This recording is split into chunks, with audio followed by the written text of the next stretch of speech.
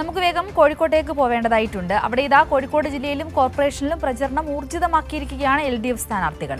Kozhikode corporation 46-ാം ഡിവിഷനായ ചെറുവണ്ണൂർ ഈസ്റ്റിലെ LDF സ്ഥാനാർത്ഥിയും DYFI നേതാവുമായ C സന്ദേശ് ഇപ്പോൾ കേരള ന്യൂസിനോടൊപ്പം ചേരുകയാണ്.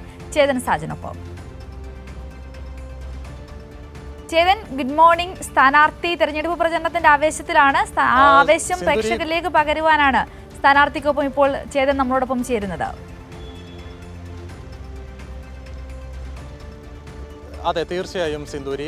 ഞാനിപ്പോൾ നിൽക്കുന്നത് കോഴിക്കോട് കോർപ്പറേഷൻ 46-ാം ഡിവിഷനിലാണ്, ചെറുവണ്ണൂർ ഈസ്റ്റ് ഡിവിഷൻ. ഇവിടെ മത്സരിക്കുന്ന LDF സ്ഥാനാർത്ഥിയും അതുപോലെ തന്നെ DYFI നേതാവുമായ C സന്ദേശാണ് കൈരളി ന്യൂസിനോട് ചേരുന്നത്. അദ്ദേഹത്തോട് ആദ്യം തന്നെ ചോദിക്കാം, എങ്ങനെയുണ്ട് പ്രചാരണമൊക്കെ?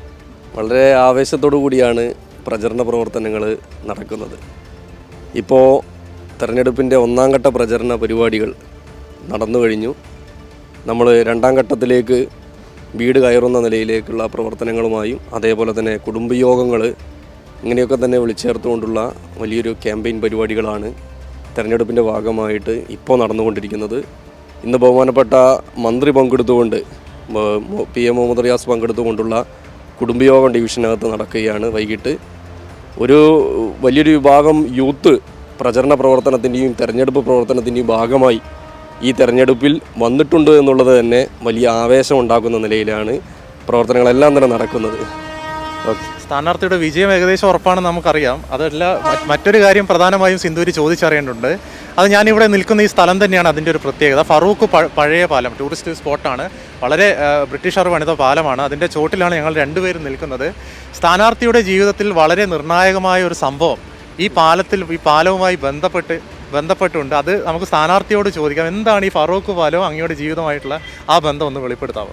അതൊരു യാദൃശ്ചികമായി ഉണ്ടായൊരു സംഭവമാണ്. 2019 ഞാൻ ജോലിയുടെ ഭാഗമായിട്ട് ഈ പാലത്തിൻ്റെ മുകളിലൂടെ പോവുകയാണ്. അപ്പോൾ നമ്മളെ ഡിവിഷനും നമ്മളെ വീടൊക്കെ നിൽക്കുന്നത് ഇതിന് തൊട്ട സമീപത്ത് തന്നെയാണ്. പകലൊരു 11 മണിയോടുകൂടി ഞാൻ ഈ റോഡിൻ്റെ വഴി കടന്നു പോകുമ്പോൾ ഒരാൾക്കൂട്ടം, ഈ പാലം മുഴുവൻ ബ്ലോക്കാണ്. അപ്പോൾ ഞാൻ 2 വീലറിലാണ്. ഞാൻ ഉള്ളിലൂടെ എടുത്തു പോയപ്പോൾ ഇതിൻ്റെ പാലത്തിൻ്റെ നടുഭാഗത്തായിട്ട് വാഹനം എല്ലാം നിന്ന് ആളുകളെല്ലാം തന്നെ കൂടി നിൽക്കുകയാണ്. അപ്പോൾ ഞാൻ നോക്കുമ്പോൾ താഴത്ത് ഒരു മധ്യവയസ്കൻ മുങ്ങിത്താഴുക. അയാൾ പുഴയിൽ വീണ് മുങ്ങിത്താഴുന്ന ഒരു സാഹചര്യം, ദൃശ്യം നമ്മൾ കാണുന്നത്. ആളുകളെല്ലാം തന്നെ ചുറ്റും ഇങ്ങനെ നോക്കി നിൽക്കുന്നുണ്ട്, അലറുന്നുണ്ട്. മറ്റൊരാളും സഹായിക്കാനില്ലാത്ത നിലയിലേക്ക് താഴത്ത് മുങ്ങിത്താഴുന്ന ഒരു സാഹചര്യം കണ്ടു. സഡൻലി നമ്മളെ ഉള്ളിലുണ്ടാവുന്നത് അയാളെ എങ്ങനെയും ജീവൻ രക്ഷിക്കണം എന്നുള്ളതാണ്. ഒന്നും നോക്കിയില്ല, നമ്മൾ പെട്ടെന്ന് തന്നെ പുഴയിലേക്ക് എടുത്ത് ചാടി ആളെ രക്ഷിച്ചു. നമ്മൾ നീന്തി അയാളെ കോളറിന് പിടിച്ച് ഉന്തി നമ്മളൊരു നടുഭാഗത്തായിട്ടാണിത്. വലിയൊരു ഒഴുക്കുണ്ടായിരുന്നു ആ സമയത്ത്.